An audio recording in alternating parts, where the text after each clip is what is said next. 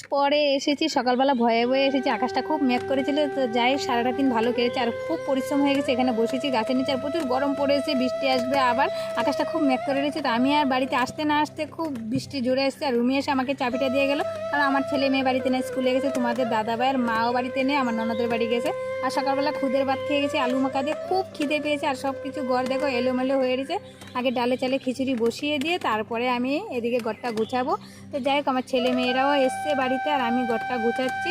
এর মধ্যে আমি গুছাতে গুছাতে তোমাদের দাদাভাইটারাও চলে এসছে, ওরা বারান্দায় বসে রয়েছে আর ছেলে মেয়ে পাগল হয়ে গেছে, প্রাইভেটে যাবে। আর আমার একটা ফোন এসছে মাল নিয়ে যেতে, তো আমি মালটা নিয়ে যাব, খিচুড়ি সম্বাস দেবো। এসে কখন এসে খাই জানি না। তো যাই হোক চলে আসলাম এখানে। এখানে আসতে প্রচুর কাদা, অনেক ভিতরে এসেছি। জীবনটা যে কত কষ্টের বন্ধুরা, মানে অনেক কঠিন। তো যাই হোক ভিডিওটা আর বেশি বড় করবো না, এখানে শেষ করে। যদি ভালো লাগে অবশ্যই একটা লাইক করে কমেন্ট করে চ্যানেলটাকে সাবস্ক্রাইব করে আমার পাশে থেকে দেখা হবে পরের ভিডিওতে। তোমরা ভালো থেকে সুস্থ থেকে আমি যেতে থাকি। টাটা বন্ধুরা।